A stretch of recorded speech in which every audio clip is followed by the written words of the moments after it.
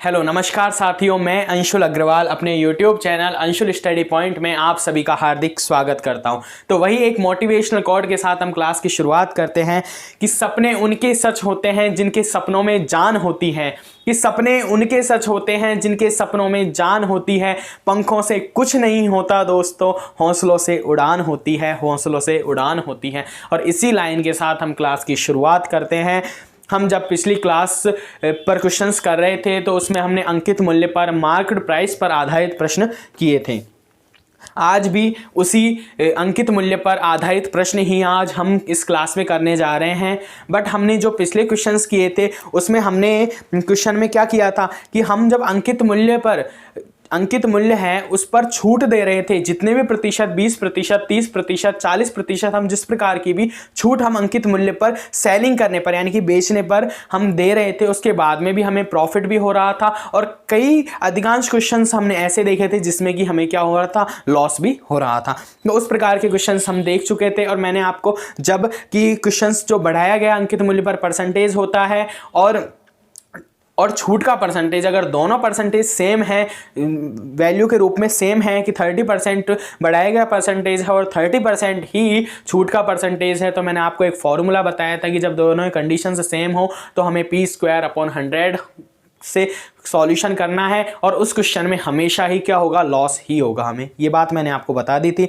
अब आगे next questions पर चलते हैं। और ये क्वेश्चंस एक नॉर्मल क्वेश्चंस है, किसी प्रकार का कोई कहीं तो बड़ा या लेंथी क्वेश्चन नहीं है, नॉर्मल क्वेश्चन है। आप इसको समझ गए होंगे, देखकर भी आपको लग रहा होगा बिल्कुल ईजी क्वेश्चंस है। इससे ईजी क्वेश्चंस तो क्या होगा, डायरेक्ट हमें करना है सॉल्यूशन और कुछ भी नहीं है। जैसे कि इस क्वेश्चन में कहा गया है कि एक टेबल का अंकित मूल्य 5,000 रुपये है। यदि एक सेल में इसे 18% छूट पर बेचा जाए तो टेबल का विक्रय मूल्य क्या होगा। हमें क्या याद करना है, एसपी याद करना है। जो हमें फाइंड आउट करना है, फर्स्ट में हम क्वेश्चन में यही चीज को ध्यान में रखते हैं कि हमें जो ज्ञात करना है उस पर फोकस हमारा होना चाहिए। और फोकस हमारा इस क्वेश्चन है जिसमें किस पर होगा, विक्रय मूल्य पर, यानी कि एसपी हमें काउंट करना है। तो वहां हम क्या है, टेबल का अंकित मूल्य मार्केट प्राइस कितनी दी हुई है, 5,000 रुपये, 5,000 रुपये दिया हुआ है। यदि एक कोई सेल लगी हुई है तो उसमें क्या है, 18% छूट पर बेचा जाए तो टेबल का विक्रय मूल्य क्या होगा। इस 18% छूट को हम माइनस कर देते हैं तो हमें क्या प्राप्त हो जाता है, टेबल का विक्रय मूल्य प्राप्त हो जाता है। ये नॉर्मल क्वेश्चन है, आपको समझ में भी आ रहा होगा। तो हम क्या करेंगे, जब हमें एमपी पता है, एमपी कितना है 5,000 रुपये, 5,000 रुपये दिया हुआ है और छूट जो डिस्काउंट दिया हुआ है, डिस्काउंट है, छूट वो कितना है 18% है। तो हम डिस्काउंट निकालते हैं, किस पर निकालेंगे, अंकित मूल्य पर निकालेंगे, क्योंकि अंकित मूल्य पर ही तो डिस्काउंट दिया है उसने। तो यहाँ से हम निकालेंगे 5,000 का 5,000 का इतना 18%, तो 18% निकालना हमें आता है इंटू 18/100। तो यहाँ से वैल्यू निकल कर आई, 00 से ये 00 कैंसिल, 50 इंटू 18 करेंगे तो कितना आ जाएगा, 18 का इसमें मल्टीप्लाई करने पर 900 रुपये। तो ये 900 रुपये क्या आई है, ये डिस्काउंट आया है। कहने का मतलब है कि जो छूट हम दे रहे थे सेल में, जो छूट इस टेबल पर दी गई है वो छूट हमने ज्ञात की है कितनी, 900 रुपये है वो। और इसमें हमें ना तो छूट की राशि पूछी है, हमसे पूछा है टेबल का विक्रय मूल्य, यानी कि किस मूल्य में हमने किसी भी व्यक्ति है उसको इस सेल में टेबल बेचा है। तो हम क्या करेंगे, अब हमें विक्रय मूल्य चाहिए। तो विक्रय मूल्य जब एसपी हम काउंट करेंगे तो हम क्या करेंगे कि जो छूट दी हुई है, डिस्काउंट दिया है हमने, उसको क्या कर देंगे, माइनस कर देते हैं। जब भी हम किसी वस्तु को खरीदते हैं तो जो भी अंकित मूल्य है या सीपी है उस पर हम क्या करते हैं, अगर छूट दी हुई होती है किसी भी दुकानदार के द्वारा तो उस छूट को माइनस करते हैं। इस बात को आप समझ सकते हो आसानी से और ईजी समझ सकते हो। तो यहाँ से हम क्या करेंगे, 5,000 है, 5,000 में से हम 900 क्या कर देंगे, माइनस कर देंगे, तो हमें विक्रय मूल्य पता चल जाएगा। एसपी कितना आ जाएगा, 4,100 रुपये। तो ये एसपी डायरेक्ट आंसर निकल गया। इससे इजी क्वेश्चन क्या हो सकता है, कुछ भी नहीं। लेकिन इंपॉर्टेंट क्वेश्चंस हैं, कभी कभार एग्जाम में इस प्रकार के क्वेश्चंस आ जाते हैं जो कि हमें ये एग्जाम के पॉइंट ऑफ व्यू से ऐसा लगता है कि ये किस प्रकार से क्वेश्चन होगा, लेकिन इजी वे में, इजी तरीके से क्वेश्चन है। मैंने आपको फर्स्ट क्लास में इस तरीके की बात बता दी थी कि हमें जब भी क्वेश्चंस करते हैं एग्जाम के पॉइंट ऑफ व्यू से देखें हम कॉम्पिटिशन एग्जाम में, तो हमें क्वेश्चन की लैंग्वेज पर फोकस करना है। जब हमने क्वेश्चन को समझ लिया है कि क्वेश्चन में क्या तो दिया हुआ है, हमें गिवन क्या है वैल्यूज, और हमें फाइंड आउट क्या करना है, अगर इन दो बातों पर हमने फोकस कर लिया तो हम क्वेश्चंस को आसानी से कर सकते हैं और समझ भी सकते हैं। तो आपको यहाँ समझ में आ गया होगा होगा। और अगर हम इसे डायरेक्ट करें बहुत ही कम टाइम में ईजिली ट्रिक से, और ट्रिक्स भी क्या नॉर्मल कि 18% अगर छूट है, जो डिस्काउंट दिया हुआ है, डिस्काउंट है वो 18% है। ये कहीं सेकंड मेथड में आपको बता रहा हूं,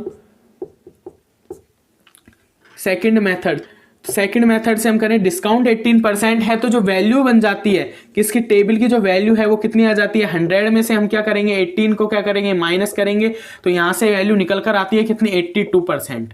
तो 82% की वैल्यू किसके इज इक्वल टू होगी, विक्रय मूल्य के बराबर होगी। यानी कि टेबल का जो भी 82% की वैल्यू है जो हमने बेचा है वही इस वैल्यू के इज इक्वल टू होगी। तो हम एसपी अगर डायरेक्ट भी निकालना चाहे तो हम क्या करेंगे 5000 का क्या करेंगे 82% निकालेंगे, जिससे कि हमें क्या एसपी डायरेक्ट प्राप्त हो। 00 से 00 कैंसिल, 50 इंटू 82 करेंगे तो यहाँ से क्या करेंगे 10, यहाँ से 5 इंटू 2 10, 1 40 41, यानी कि 4100 रुपये, वही एसपी ये फाइंड आउट हो गया। यानी कि हम इन क्वेश्चंस को करने के कई तरीके हो सकते हैं, बट हम अगर बेसिक कॉन्सेप्ट के साथ में समझते हुए करें तो हम इस प्रकार से करते हैं कि छूट को हम माइनस कर देंगे, और अगर हम डायरेक्ट वैल्यू करना चाहें, डायरेक्ट क्वेश्चन को करना चाहें तो इस प्रकार से हम क्वेश्चन को कर सकते हैं। तो आपके क्वेश्चन आसानी से समझ में आ गया होगा, कोई ज़्यादा बड़ा क्वेश्चन भी नहीं है, नॉर्मल सा क्वेश्चन है। आगे नेक्स्ट क्वेश्चन पर हम बात करते हैं। ये अंकित मूल्य वाले क्वेश्चंस जो होते हैं, मार्क्ड प्राइस वाले, ये क्या होते हैं क्वेश्चंस, इंपॉर्टेंट क्वेश्चंस हैं और इस प्रकार के क्वेश्चंस ही ज़्यादातर एग्जाम में आते हैं। इसलिए हमारा उद्देश्य यही है कि मैं आपको किसी भी प्रकार का कोई भी क्वेश्चंस हो जो टॉपिक से रिलेटेड है तो उसे छोड़ने का प्रयास बिल्कुल भी नहीं करूंगा। मैं आपको सारे क्वेश्चंस यही करवा दूंगा, जिससे कि आप ओनली जब भी एग्ज़ाम देने जाओ या एग्ज़ाम की प्रिपरेशन ढंग से करो तो वहाँ ओनली प्रैक्टिस की आपको आवश्यकता हो। जैसे कि एक क्वेश्चन है कि राहुल ने एक रेडियो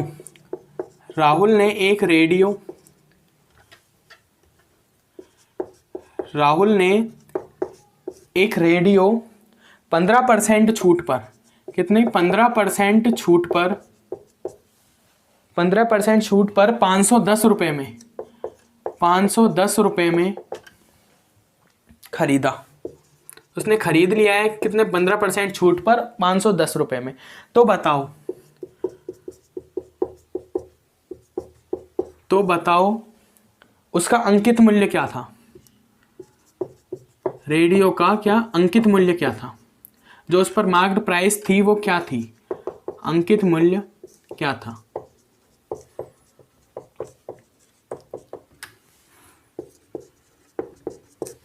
कि राहुल ने एक रेडियो है वो 15% छूट पर डिस्काउंट पर क्या किया, सेल किया, और सेल करने पर उसने क्या 510 रुपये में उसने खरीदा बाइक।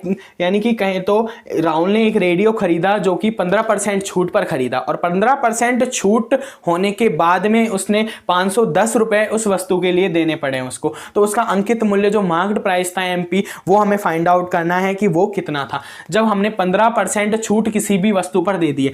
यानी कि हम बात करें डिस्काउंट की, आपको ये समझ में आ रहा होगा डिस्काउंट का मतलब छूट होता है, तो डिस्काउंट कितना है 15% है। अब हमें क्या करना है, छूट देने के बाद में 510 रुपये। अब ये 510 रुपये किसके इज इक्वल टू है ये हमें पता करना है। जब हमने डिस्काउंट है 15% दे दिया तो जो वैल्यू बची है, किसकी वैल्यू, ये रेडियो की जो वैल्यू बची है वो कितनी बची है, 100 में से हम क्या करेंगे -15 करेंगे, यानी कि 85%। ये बात समझ में आ गई होगी। ये बात समझने की है कि हम डिस्काउंट जब 15% कर रहे हैं तो वैल्यू कितनी हो जाती है 85% हो जाती है। अब यहाँ से 85% किसके इज इक्वल टू होगा, 510 रुपये के इज इक्वल टू होगा। ये बात समझ में आ रही होगी, क्योंकि 15% छूट देने के बाद में वह 510 रुपये इस रेडियो के वह मूल्य है, वो दुकानदार को किसी भी जहाँ से उसने खरीदा है वहाँ वह 510 रुपये देता है उसे, जबकि 15% छूट उसने ली है इस पर। तो ये वैल्यू है वो 85% के इज इक्वल टू होगी। तो हमें यहाँ से पता चल रहा है कि जो 85% है वो किसके इज इक्वल टू है 510 रुपये के। अब यहाँ से हम 1% की वैल्यू निकालकर अंकित मूल्य हम जानते हैं कितना है 100% है, अंकित मूल्य हमने 100% माना है, तो वहाँ से हम 100 से मल्टीप्लाई कर देंगे।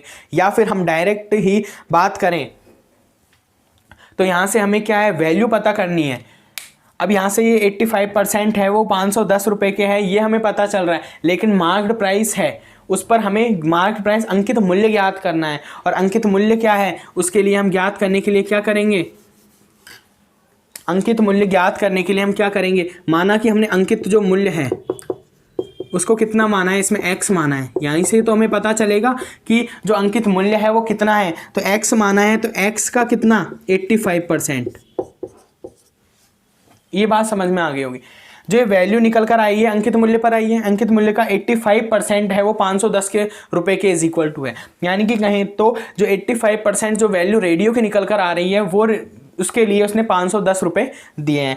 तो जो हमने मार्केट प्राइस अंकित मूल्य वो कितना माना है, x माना है। तो x यहाँ है तो मार्केट प्राइस अंकित मूल्य है उसका 85% है, वो 510 रुपये के इज इक्वल टू होगा। तो इस बात को हमें समझना था और कुछ भी नहीं था क्वेश्चन में। तो यहाँ से हमें क्या वैल्यू पता चलेगी, तो x की वैल्यू के लिए उस प्रकार से भी हम क्वेश्चंस को कर सकते हैं, कोई फ़र्क नहीं है। पर ये जो हम प्रॉफिट एंड लॉस पर और अंकित मूल्य पर आधारित प्रश्न कर रहे हैं तो हमें तरीके से, मैं आपको बेसिक तरीके से ही समझा रहा हूँ। तो यहाँ से हमें क्या करना है, इसे डिवाइड करना है। ये कितने 5 से कटेगा 70 बार और ये कितना 20 बार। तो यहाँ से x की जो वैल्यू निकल कर आई है 20 को इससे मल्टीप्लाई करेंगे तो 00 ये 10,200 अपॉन में कितना 70। तो यहाँ से वैल्यू निकल कर आई है 17 का इसमें डिवाइड करेंगे तो x की वैल्यू निकल कर आई है 600 रुपये। और x क्या है, मार्केट प्राइस या अंकित मूल्य। हम x की जगह MP भी लिख सकते हैं। x जहाँ हमने माना है उसकी जगह हम MP लिख देंगे। MP का मतलब क्या हो जाता है, मार्केट प्राइस यानी अंकित मूल्य। तो अंकित मूल्य का 85% है वो 510 रुपये के इज इक्वल टू है। तो वहाँ से हमें x की वैल्यू पता चली कितनी, 600 रुपये। तो आपको समझ में आ गया होगा, नॉर्मल क्वेश्चन है, कोई ज़्यादा बड़ा भारी क्वेश्चन नहीं है कि राहुल ने एक रेडियो 15% छूट पर इतने रुपए में खरीदा था और उसके बाद में उसका अंकित मूल्य हमें फाइंड आउट करना था। जब डिस्काउंट 15% का हो गया तो उसकी वैल्यू है बची है वो 85% बची है।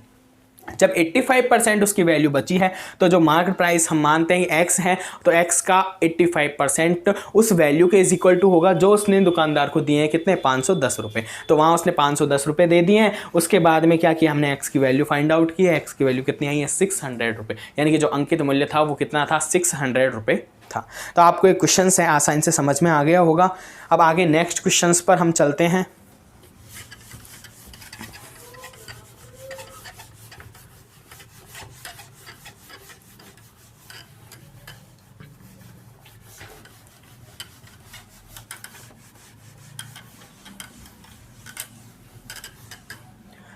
अब जैसे कि आपको एक क्वेश्चंस हैं कि एक दुकानदार अपने उत्पाद पर, थोड़ा सा डिफरेंट क्वेश्चन है जो इस प्रकार के हमने 2 क्वेश्चंस किए उससे थोड़ा अलग क्वेश्चन है। एक दुकानदार है, एक दुकानदार अपने उत्पादों पर प्रोडक्ट है उसके जिस पर CP से, यानी CP का मतलब क्रय मूल्य से कितने प्रतिशत अधिक मूल्य अंकित करें, अधिक मूल्य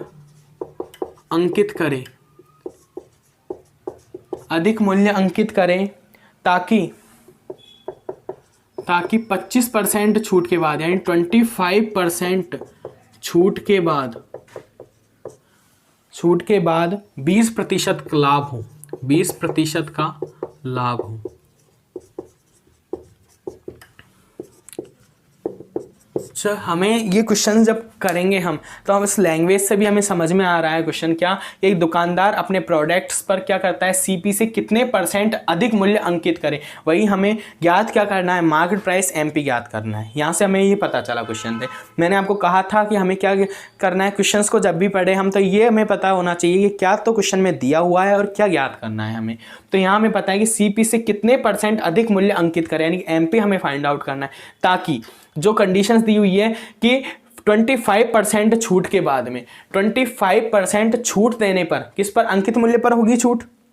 जो छूट हम देंगे वो किस पर होगी, मार्केट प्राइस पर होगी। तो अंकित मूल्य पर 25% छूट देने के बाद भी हमें क्या हो रहा है, 20% का लाभ प्राप्त हो। यानी कि हम जो अंकित मूल्य है चाहे वो कितना भी है उस पर अगर 25% की छूट दे देते हैं तो उसके बाद भी हमें क्या हो रहा है कि 20% का लाभ हो रहा है क्रय मूल्य पर, लाभ किस पर होगा, क्रय मूल्य पर होगा, सीपी पर होगा, और छूट जो दी जाएगी वो एमपी पर दी जाएगी। और एमपी का सीपी से डायरेक्टली कोई कनेक्शन नहीं होता है। यानी कि मैं आपको बताऊं कि सीपी है जो क्रय मूल्य है उससे डायरेक्टली कहें तो जो एमपी है उसका डायरेक्ट कनेक्शन नहीं होता है, डायरेक्ट कनेक्शन नहीं होता है। इसका विक्रय मूल्य के कहें तो विक्रय मूल्य के साथ में कनेक्शन होता है। जैसे कि मैं आपको बताऊं, जब हम अंकित मूल्य है, अंकित मूल्य का मतलब मार्केट प्राइस है, एमपी है, उस पर हम छूट देते हैं, डिस्काउंट देते हैं, उसके बाद में हमें क्या है, एसपी प्राप्त होता है। अंकित मूल्य है एमपी, उस पर हम छूट देते हैं, डिस्काउंट देते हैं, तो उसके बाद में हमें क्या है, क्या प्राप्त होता है, एसपी यानी कि विक्रय मूल्य उस वस्तु का। और जो क्रय मूल्य होता है सीपी, और उसमें एसपी में रिलेशन किसका होता है, सीपी का एसपी में रिलेशन यहां से प्रॉफिट या लॉस, दो कंडीशंस होती हैं। सीपी से एसपी की तरफ हमें जाना है, यानी कि क्रय मूल्य से हमें विक्रय मूल्य निकालना है, तो हमें बीच का जो कंडीशन है वो ये पता होनी चाहिए कि इस वस्तु में प्रॉफिट हुआ है या लॉस हुआ है, तो उसके अकॉर्डिंग हम एसपी फाइंड आउट कर लेते हैं। और अगर हम अंकित मूल्य है उसमें डिस्काउंट छूट देते हैं तो हमें विक्रय मूल्य प्राप्त होता है। यानी कि इन दोनों का, अंकित मूल्य का और सीपी का कोई डायरेक्टली कनेक्शन नहीं होता है, डायरेक्टली इनका कहें तो रिलेशन नहीं होता है, संबंध डायरेक्ट नहीं होता है एमपी और सीपी का। जबकि एसपी के क्या होता है, अकॉर्डिंग होता है। एसपी के आधार पर, विक्रय मूल्य के आधार पर हम इन दोनों का क्या करते हैं, कनेक्शन करते हैं, रिलेशन ज्ञात करते हैं, जिसके आधार पर ही हम इस प्रकार के क्वेश्चंस को हल कर सकते हैं। ये बात आपको समझ में आ गई होगी, क्योंकि ये जो तरीका मैंने आपको बताया है कि इस प्रकार से होता है, ये समझने के लिए अगर ये बात हमारे माइंड में अगर समझ में आ जाती है कि किस प्रकार से रिलेशंस होते हैं, तो हम इस प्रकार के क्वेश्चन से नहीं, जो भी अंकित मूल्य पर आधारित किसी भी प्रकार का क्वेश्चन होगा उसे हमें करने में कोई भी प्रॉब्लम नहीं होगी। तो आपको ये समझ में आ गया होगा कि अंकित मूल्य पर छूट देने पर एसपी प्राप्त होता है और सी पर प्रॉफिट या लॉस होता है, उसके बाद में हमें एसपी प्राप्त होता है। अब इस क्वेश्चंस को हम करते हैं, तो ये क्वेश्चन क्या है, कहना चाह रहा है वो हम देखते हैं। ये कहना चाह रहे हैं कि एक दुकानदार अपने उत्पाद पर सीपी से कितने % अधिक मूल्य अंकित करे ताकि 25% छूट देने के बाद में 20% का लाभ हो। अब जो क्वेश्चन कहना चाह रहा है उसके अकॉर्डिंग हम चलते हैं। जब 20% का लाभ होगा, और मैंने कहा था कि लाभ या हानि है वो उसकी गणना हम किस पर करते हैं, सीपी पर करते हैं, क्रय मूल्य पर करते हैं। तो यहाँ हमें पता चल रहा है सीपी का कितना, सीपी का 20%, ये हमें प्रॉफिट होगा। यहाँ कहा गया 20% लाभ हो रहा है, कब, जब 25% छूट दे रहे हैं हम। छूट किस पर होती है, अंकित मूल्य पर होती है। और सीपी से कितने % अधिक मूल्य अंकित करना है, ये हमें फाइंड आउट करना है। तो सीपी का कितना हो जाता है, 20% क्या हो जाता है, प्रॉफिट हो जाता है। और सीपी का जो भी 20% प्रॉफिट है, सीपी का 20% है, क्रय मूल्य पर वह 20% लाभ है, प्रॉफिट कमा रहा है। सीपी का 20% क्या हो रहा है, प्रॉफिट हो रहा है। और जो अंकित मूल्य है उस पर छूट दी जाती है, यानी कि हम अंकित मूल्य की बात करें मार्केट प्राइस की, उसका कितना हो जाता है 25%। ये क्या है, 25% छूट है। तो ये बात आपको समझ में आ गई होगी। अब इसमें हमें क्या है, रिलेशन फाइंड आउट करना है। और ये रिलेशन समझने के लिए ही मैंने आपको पहले वाली कंडीशंस बताई थी कि सीपी पर 20% का क्या हो रहा है, प्रॉफिट हो रहा है, और एमपी पर 25% की छूट देने के बाद में जो है कि हमें सीपी से कितने % अधिक मूल्य अंकित करना है, कि एमपी हमें फाइंड आउट करना है। तो आपको ये बात समझनी होगी। हम सीपी को 100 मानते हैं, ये बात आप जानते हो। तो सीपी से 20% का लाभ हो रहा है, तो यहाँ हम क्या करेंगे, सीपी इंटू 120/100। ये वैल्यू हो गई किसकी, एसपी की। मैंने क्या कहा था आपको कि हमें रिलेशन डायरेक्ट, हम सीपी और एमपी में डायरेक्ट रिलेशन है वो नहीं पता कर सकते, हमें उसे एसपी के माध्यम से पता करना होगा। तो एसपी के माध्यम से पता करने के लिए हमने क्या किया है, सीपी का 120%। और 120% क्यों निकाला है, क्योंकि कहा गया है कि 20% का लाभ हो। तो 20% का लाभ तभी होगा, हम प्रॉफिट को क्या करते हैं, ऐड करते हैं। तो ये जब सीपी में हम सीपी का 120% निकाल लेते हैं, इसका मतलब है कि 20% लाभ पर हमने जो एसपी किया है, विक्रय किया है, वो हमें निकल जाता है। तो ये वैल्यू किसको शो कर रही है, एसपी को।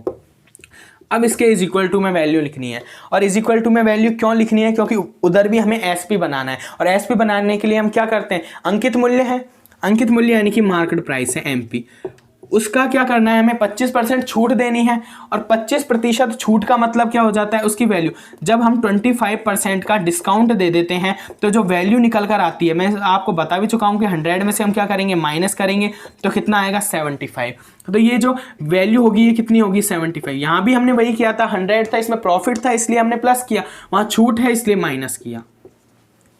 ये दोनों ही वैल्यू एसपी को शो कर रही हैं, यानी कि वस्तु के जो विक्रय मूल्य हैं उसको शो कर रही हैं दोनों ही वैल्यू। यहाँ भी क्या हो गया एसपी और यहाँ भी क्या हो गया एसपी। और मैंने आपको फर्स्ट में ही बता दिया था कि हम रिलेशन जब फाइंड आउट करेंगे एमपी और सीपी में तो वो एसपी के अकॉर्डिंग करेंगे। तो ये वैल्यू एसपी को दर्शा रही है, इस बात को समझ गए, क्योंकि क्रय मूल्य का हमने क्या है 20% प्रॉफिट है उसको ऐड कर दिया है तो यहाँ एसपी हो जाता है। और मार्केट जो प्राइस है, मार्केट प्राइस है अंकित मूल्य, उस पर हमने छूट दे दी 25% की, तो वैल्यू कितनी आई 75%। तो 75% हम निकाल लेंगे तो वो एसपी के, यानी कि इस वैल्यू पर भी हमने एसपी किया है और इस वैल्यू पर भी एसपी किया है, इसीलिए मैंने ये साइन यूज किया है, कौन सा, इज इक्वल टू वाला, यानी कि ये जो दोनों वैल्यू हैं वो सेम है। और ये बात अगर आपको समझ में आ गई है तो उसके बाद में इस क्वेश्चन को करना बहुत ही इजी कार्य है, कुछ भी नहीं है। फिर तो यहाँ से हमें क्या है, एक वैल्यू पता होगी और एक वैल्यू हमें फाइंड आउट करनी है, यानी कि सीपी और एमपी है। तो सीपी अपॉन एमपी का हमें रिलेशन यहाँ से पता चल रहा है, तो यहाँ से क्या करेंगे, वही 100 से 100 क्या करेंगे, कैंसिल करेंगे। तो ये वैल्यू है, हमें ध्यान में रखना है कि सीपी अपॉन एमपी में क्या होता है। तो यहाँ से क्या करेंगे, सीपी अपॉन एमपी, ये वैल्यू निकालो, तो यहाँ से 75 एज इट इज़ रहेगा, अपॉन में 120 हो जाएगा। तो सीपी एमपी में क्या हो गया, रिलेशन हो गया। अब हमें जो भी वैल्यू फाइंड आउट करनी है उसे हम लिख देते हैं। तो यहाँ हम क्या लिखेंगे, छूट, जब एक फॉर्मूले की तरह हम यूज करते हैं, लेकिन आप अगर बेसिक कॉन्सेप्ट के साथ में करोगे, इस क्वेश्चन को थोड़ा समझ के करोगे यहाँ से, तो वो अच्छे से होगा, क्वेश्चन के गलत होने के चांसेस बिल्कुल भी नहीं रहेंगे। तो यहाँ हमें क्या है, छूट हो गई, छूट के बाद में जो वैल्यू है, कहने का मतलब है छूट के बाद में जो वैल्यू है वो यूज करनी है, और यहाँ प्रॉफिट प्लस करने के बाद में वैल्यू यूज़ करनी है, प्रॉफिट या लॉस जो भी होगा उसे वो यूज़ करना है। अब हमें यहाँ क्या करना है, अंकित करें, यानी कि अंकित मूल्य है वो फाइंड आउट करना है। हमें एमपी की वैल्यू चाहिए, यहाँ हमें पता चल रहा है हमें क्या चाहिए, एमपी फाइंड आउट करना है। तो हमें क्या करना होगा, एमपी को इधर ही रखना होगा। तो यहाँ से हम क्या कैलकुलेशन बना लेते हैं, MP as it is, sorry इधर गया मल्टीप्लाई में, सीपी एज इट इज़ है इंटू 120 अपॉन 75। ये रिलेशन हम डायरेक्ट यहाँ से भी निकाल सकते हैं, लेकिन मैंने आपको सीपी अपॉन एमपी के एक रिलेशन के तरीके पर आधारित बताया था इसलिए। तो यहाँ से हमें क्या एमपी फाइंड आउट करना है। तो यहाँ से क्या करेंगे, अब सीपी कितना है, जब हमने प्रॉफिट है प्लस किया है यहाँ 20%, तो 20% किसका लिया था हमने, 100 का, तो हम सीपी को हमेशा ही क्या मानते हैं, 100 मानते हैं। तो यहाँ से हमें ये समझ में आ रहा है क्या, यहाँ से हम ज्ञात करेंगे कि एमपी हमें फाइंड आउट करना है, तो सीपी की वैल्यू 100 होती है इंटू 120 अपॉन 75। यहाँ से हमें क्या है, अंकित मूल्य प्राप्त हो जाएगा। कितना आएगा, 25 का इसमें डिवाइड करेंगे 3, ये 4 बार, और 3 का इसमें फिर डिवाइड हो जाएगा कितना, 40 बार। तो 4 इंटू 40 यानी कि 160 रुपये, ये क्या आ जाता है, एमपी अंकित मूल्य आ जाता है।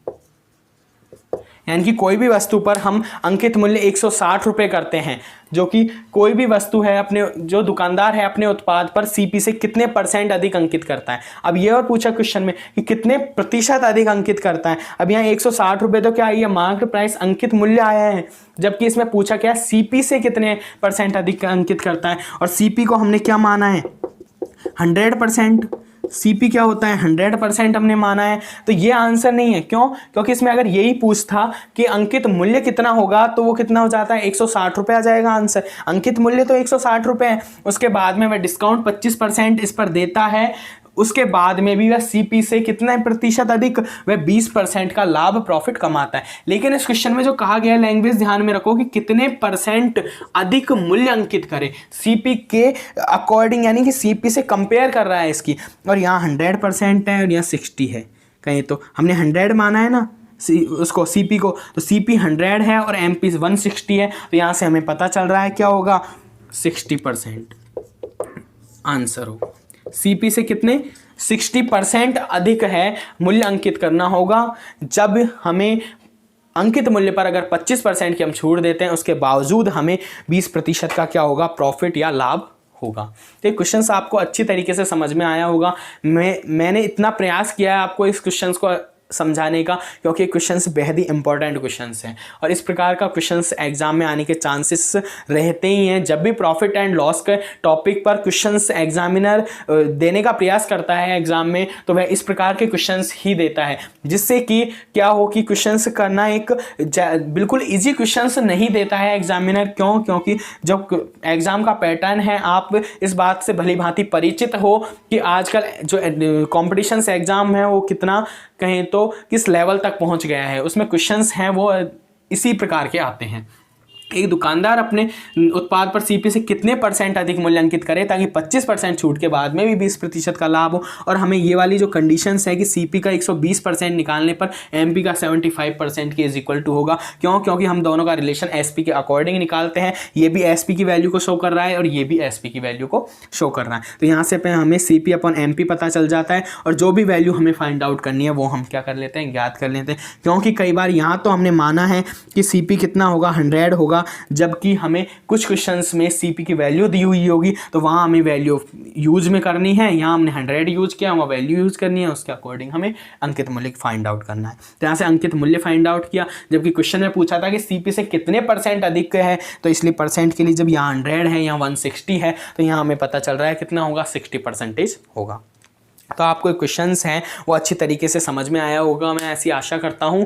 तो आज के लिए क्लास को यहीं समाप्त करते हैं। आगे भी क्वेश्चंस इसी टॉपिक पर आधारित होंगे और इसी अंकित मूल्य पर आधारित क्वेश्चंस मैं आपको कराऊंगा, जिससे कि इस प्रकार के जो भी क्वेश्चंस हो उसमें किसी भी प्रकार की उलझन या घबराहट ना रहे। तो आप इस चैनल को सब्सक्राइब कीजिए और वीडियो को ज़्यादा से ज़्यादा शेयर कीजिए। तो आज की क्लास को यहीं समाप्त करते हैं। जय हिंद, जय भारत।